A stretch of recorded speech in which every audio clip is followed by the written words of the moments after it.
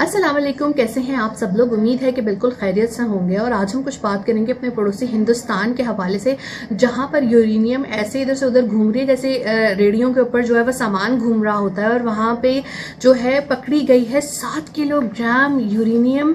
और ये कहाँ पर थी, ये एक मुंबई के एक इलाके में मौजूद थी। और वहां से जो है वो 2 मुल्जिमान को भी गिरफ्तार किया गया है। और इसकी जो मालियत है वो भारतीय रुपए में 21 करोड़ रुपए है। मुझे इस चीज़ से बहुत हैरत हुई कि एक ऐसी धात जो कि एटमी एनर्जी में इस्तेमाल होती है, और इसके साथ साथ जो है हम ये देखते हैं कि इससे एटम बम की जो है तैयारी में भी हिस्सा लिया जाता है। उस धात का जो है वो आम लोगों के पास क्या काम है, और आम लोग जो हैं वो इसके साथ क्या कर रहे हैं। क्या वो कोई तकरीबकार हैं, गैंग हैं, उनका इस ज़मन में क्या इरादा था इतनी ज़्यादा यूरेनियम के साथ, वो क्या करना चाह रहे थे। क्योंकि इतनी ज़्यादा यूरेनियम जो है वो बहुत ज़्यादा तबाही ला सकती है, और इसके साथ साथ इससे ताबकारी भी निकलती है। तो मैं ये भी कंसर्न हूँ कि इसकी ताबकारी से कितने लोग जो हैं वो मुतासिर हुए होंगे। भारत में ये अपनी नौयत का पहला वाक़या नहीं है, इससे पहले भी जो है ये वाक़या हो चुका है कि 2018 में कलकत्ता में 1 किलोग्राम यूरेनियम जो है बेचने की कोशिश में 5 अफराद को जो है वो गिरफ्तार किया गया था। और उससे पहले 2016 में महाराष्ट्र में ही 9 किलोग्राम यूरेनियम जो है वो पकड़ा गया था। अब ये यूरेनियम इस तरह बाहर घूम फिर क्यों रहा है, इसका जवाब जो है वो भारत को देना चाहिए। और ये आम लोगों के हत्थे कैसे चढ़ा हुआ है, ये कौन लोग हैं, ये जराइम पेशा लोग हैं, कोई गैंग हैं, दहशतगर्द हैं, इनके पास इतनी बड़ी मिकदार में यूरेनियम क्या कर रही है, और ये क्या जो है वो इससे इनके मकासद हैं। भारत खुद एक न्यूक्लियर स्टेट है, क्या एक न्यूक्लियर स्टेट को ऐसा रवैया जेब देता है कि वहाँ पर एक ऐसी धात जिससे ताबकारी भी निकलती है और जो कि इस्तेमाल होती है एटमी सलाहियत हासिल करने में, एटम बम बनाने में, क्या उसका इस तरीके से खुले आम खरीदो फरोख्त और गैंग्स के हत्थे चढ़ जाना जो है वो एक सवालिया निशान नहीं है।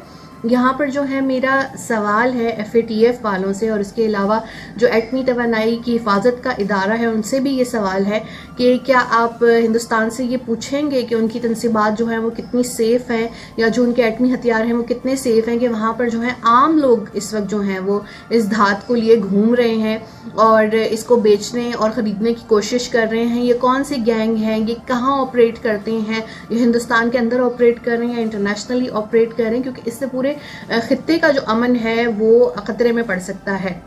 इस वक्त वैसे भी हिंदुस्तान जो है वो जो है जूझ रहा है किस चीज़ के साथ, वो है कोरोना के साथ। तो इस वक्त ऑक्सीजन की जो फरहमी है वो सबसे बड़ा जो है होना चाहिए इंडिया का फोकस। लेकिन हम यहाँ पे ये देख रहे हैं कि एक बहुत ज़्यादा जो चीज़ गलत सामने आती है वो ये है कि यूरेनियम की जो है ऑक्सीजन मिल नहीं रहा, लेकिन यूरेनियम मिल रहा है, एंड दैट्स वेरी स्ट्रेंज। और यहाँ पर पाकिस्तानी हुकूमत से भी मैं ये कहूँगी कि हमारे सिफारतकार कहाँ हैं। बिल्कुल उनकी सही सरजनिश की है वज़ीर आज़म इमरान खान ने, क्योंकि भारत हर जगह पर जो है वो हमें सिफारती तौर पर पीछे करने की कोशिश करता है। पता नहीं हमारे सिफारतकार कहाँ मसरूफ़ होते हैं, कहाँ बिजी होते हैं, कि आवाम के भी काम नहीं आते और मुल्क के भी काम नहीं आते।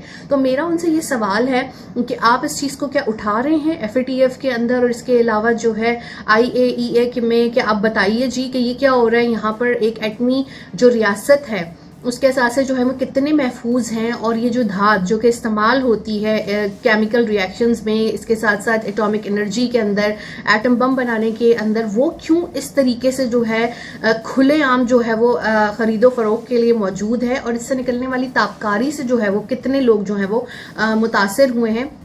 ये सवाल जो है मैं आलमी इदारों से पूछती हूँ। और साथ साथ ये भी चेक किया जाए कि इस खित्ते में इनके जो एटमी हथियार हैं वो किस हद तक महफूज हैं, क्योंकि इस वक्त वैसे भी कोरोना की वबा फैली हुई है, पेंडेमिक है। तो इसका चीज़ का मुझे जवाब ज़रूर चाहिए, और पाकिस्तानी हुकूमत इस मामले को ज़रूर उठाए, क्योंकि वो तो हमारे खिलाफ एक पूरा उनकी प्रोपेगेंडा, एक हमारे खिलाफ एक चार्जशीट बना के रखते हैं कि जी हमने ये कर दिया, हमने वो कर दिया, जबकि हमने वो सब कुछ किया हुआ भी नहीं होता। हमारे खिलाफ एक पूरी झूठी खबरों की टाइमलाइन उन्होंने बनाई हुई होती है कोई भी अहम फैसला होने से पहले।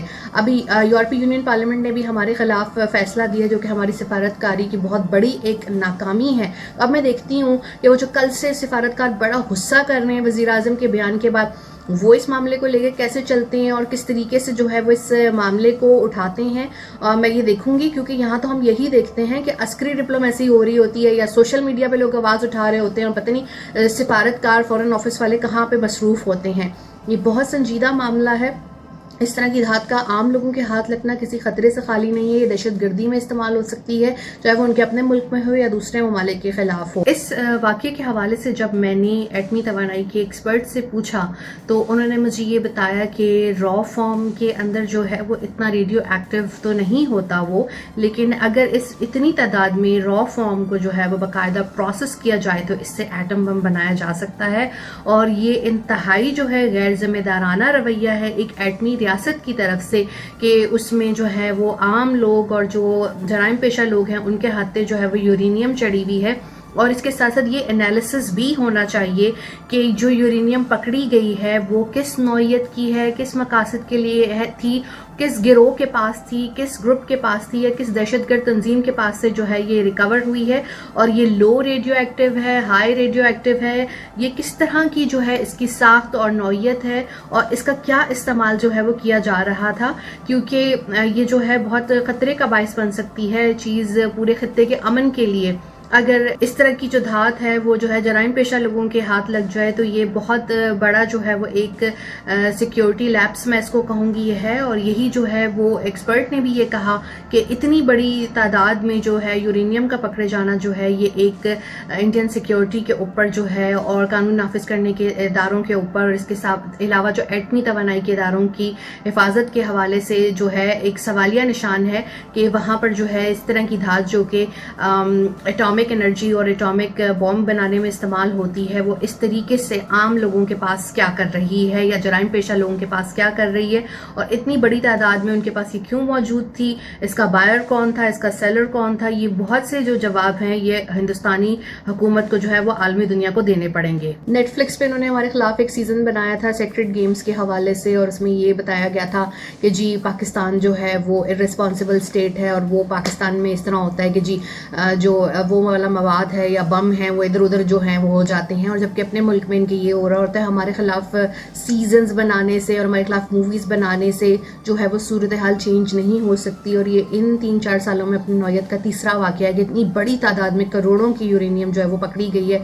और अब मैं ये देखती हूँ कि हमारे मूवी मेकर्स या हमारे सिफारतकार या हमारी हुकूमत इसको किस तरीके से जो है वो उजागर करेगी या सामने उठाकर लाएगी इस मुद्दे को, क्योंकि हमारे यहाँ तो बस एक दूसरे पे बात करना वो होता है और बातें करने के अलावा जो है वो कोई मकसद नहीं हासिल किया जाता। और इस वक्त हम ये देखते हैं कि डिप्लोमेसी तक जो है वो हमारी मुसल्लह अफवाज के ज़िम्मे आई हुई है कि इस कदर आसान तरीके से वो लोग डिप्लोमेसी निभा रहे हैं कि इस वक्त जनरल बाजवा जो है वो सऊदी अरब में मौजूद हैं और इससे पहले जो एयरफोर्स की और नेवी की मशकें हुई हैं उसमें मुतअद्दिद ममालिक ने शिरकत की है। तो ये एक बड़ी सिफारती कामयाबी है, लेकिन ये जो हमें मुख्तलिफ फोरम्स पे जो शिकस्त का सामना करना पड़ता है इसमें हमारे बहुत हद तक हमारे सिफारतकार जो हैं वो हमें जवाबदेह हैं। अब ये जो मामला है यूरेनियम वाला ये कोई इतना आम मामला नहीं है, ये बहुत अहम मामला है। इस पर ज़रूर आवाज़ उठाएं और ये देखा जाए कि वहाँ पर जो एटमी हथियार हैं वो किस हद तक जो है वो सेफ़ हैं। जवेद सिद्दीक को इजाज़त दीजिए। अल्लाह हाफ़िज़।